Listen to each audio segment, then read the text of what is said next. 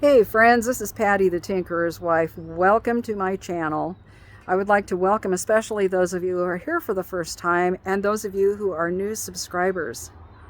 And speaking of new, I have a new little friend who is looking for goodies, and I unfortunately don't have any, and I think it's the squirrel that's been digging all over my garden that has been making me crazy. Oh good, it found something to eat. This poor little thing. They're not poor. They're actually fed very well here. They're a total royal pain in the fanny for gardeners because people feed them the ones in the shells, and then they take them and they plant them in boxes like this. And I literally, these here, that's my Cascadia peas. I have had to come out here and fix the 6-inch deep holes that little bugger has been making in my garden. Yeah, I mean, literally lifted plants out of the container. This one here, that's a casualty from transplanting. I've got to pull that out of there. But this plant here has been dug up 4 times. 4 times. I mean, come on. Anyhow, enough of the complaining. While I'm here, let me just say that, is this not gorgeous? When spring comes, there is nothing like bright green foliage. Now, this is the chartreuse green, and I know maybe not everybody likes this, but if you put this in with some pink flowers or some purple flowers, maybe some white in there too, it really sets the stage with a welcome, cheerful color palette, and brightens up the otherwise dark landscape. Speaking of color, this is little Wanda primula. Isn't she pretty? Yep. There's a lot going on right now. The seedlings are growing nicely. I bet you can guess whose parent that is. And of course, I too have the dead nettle, the lamium. That's quite a large plant. I will be pulling that up before it sets seed. This is doing really well, the perpetual Swiss chard.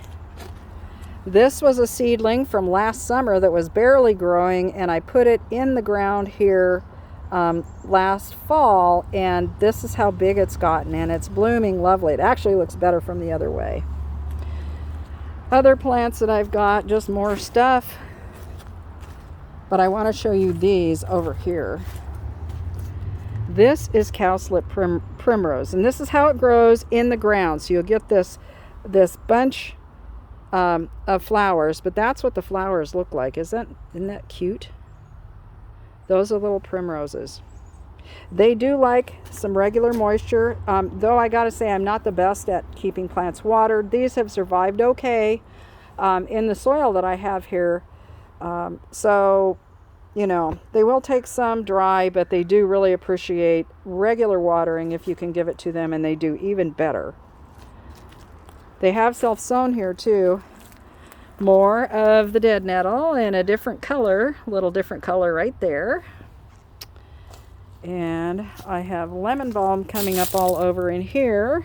I mean, it's literally all over in here, along with some spearmint, which I absolutely love.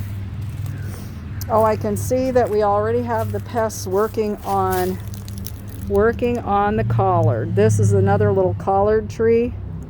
I should have somebody dig this up and take it home with them and plant it somewhere and really love on it, because it would do really well if they did. The little daffodil right there. That one's going by. Those are pretty much done blooming. Calendula over here is getting ready to bloom. I'm excited about that. The fennel is growing like crazy down there. And over here on my borage, which has been a courageous winter plant this year, it has nice buds on it. So we'll soon have some flowers for the bees and a couple for me's. And then we've got foxglove, which is starting to set up a bloom stalk on it, which I'm so excited about. It's one of my favorite flowers here in the spring. Here is the other plant here, and I think this one is going to have multiple stems on it. but it's a plant from last year. So these actually act like short-lived perennials here. Forget-me-not, that I have no idea where that came from, except for it came in somebody's compost, because I never sowed forget-me-not in this garden.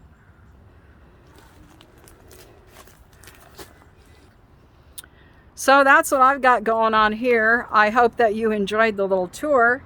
And again, I am not going to be sowing seed this year. Not like I was. I'll probably do very minimal gardening here this year. Some Mitsuna, maybe some other greens like kale. I can do the miniature kales, things like that. I'm sorry, I have moles that are running underneath this tarmac. Not tarmac, out under. You can kind of see this is mole heaven under here, and it's a little hard to walk on.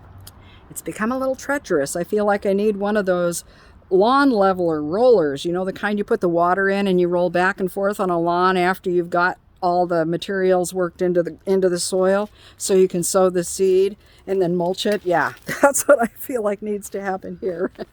Anyway, I want to thank everybody for joining me. This has been fun. I haven't done a video in a while, and coming out here on this beautiful 62-degree evening has been so refreshing. It has been so chilly here this March.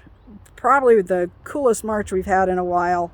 And actually March and February, because normally we do get a little bit of a false spring, which we didn't have this year. And now we are into spring and we're finally getting spring. So I am not going to complain. So I hope that you have a lovely spring. By the way, April 1st, I might be doing a live stream, not for April Fool's Day, but for my birthday.